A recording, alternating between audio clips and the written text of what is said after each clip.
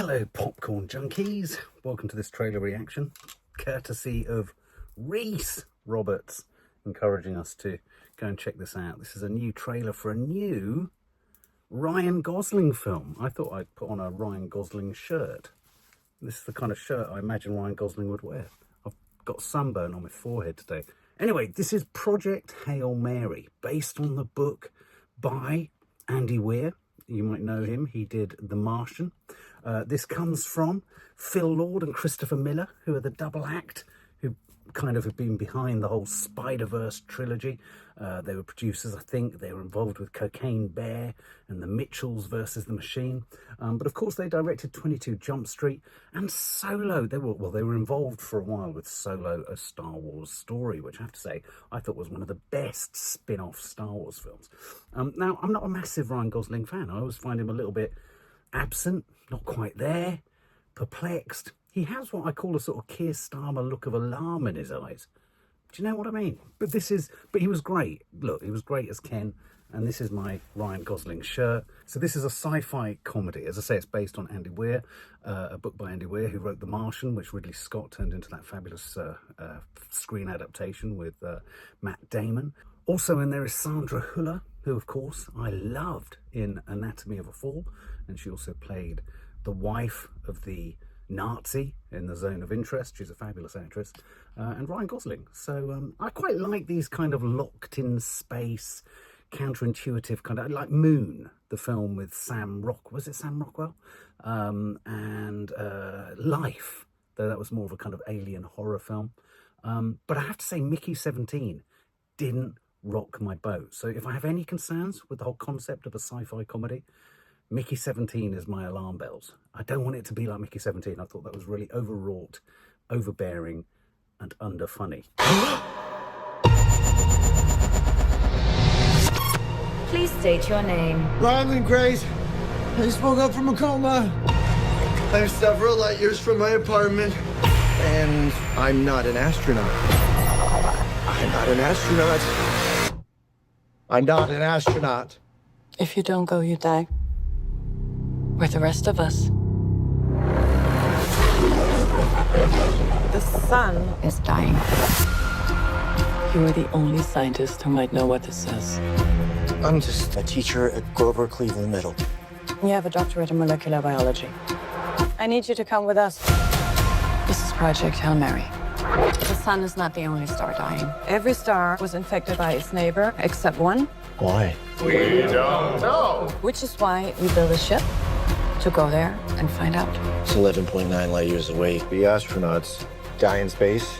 It's what you Americans would call a long shot. Hail Mary. I get it. Who on earth is going to sign up for this? If we do nothing, everything on this planet will go extinct. You'll find a solution. You are my solution. I put the knot in astronaut. I've never done anything. I've never done a spacewalk. I can't even moonwalk.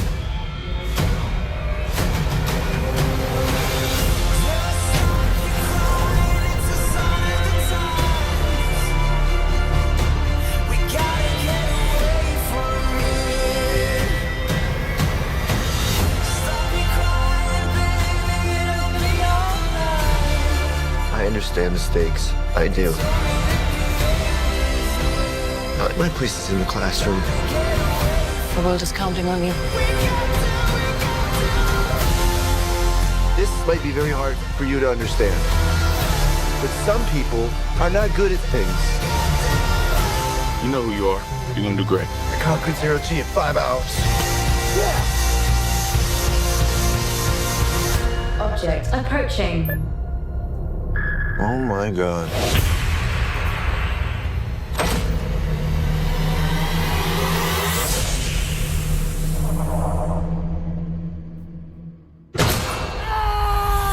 So I met an alien. He's kind of growing on me. At least not growing in me, you know, which was a concern for a little while.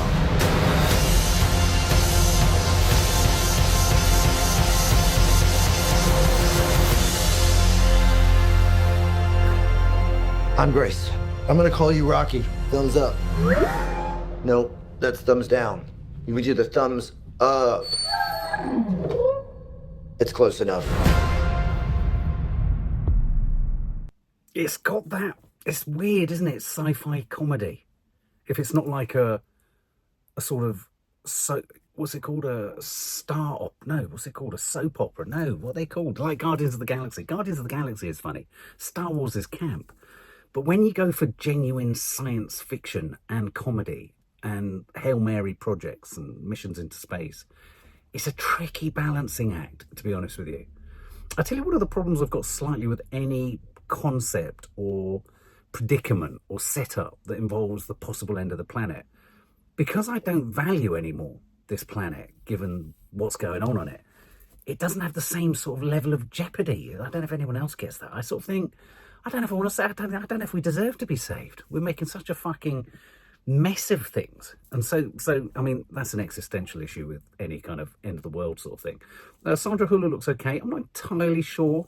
Wasn't convinced by her hair. I know that's kind of like a very surface thing. She's a great actress, and I loved her in Anatomy of a Fall.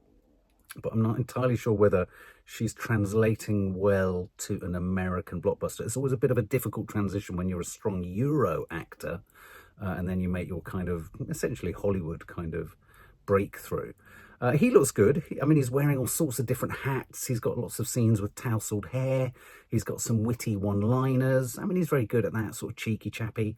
There's a sort of breeziness to the soundtrack. It looks beautiful, looks sensational. I mean, I kind of hope, because I don't know the book, and I'm sure someone here will tell me, I kind of hope he doesn't make it, because that would be more realistic and more believable. That would be a believable Hail Mary.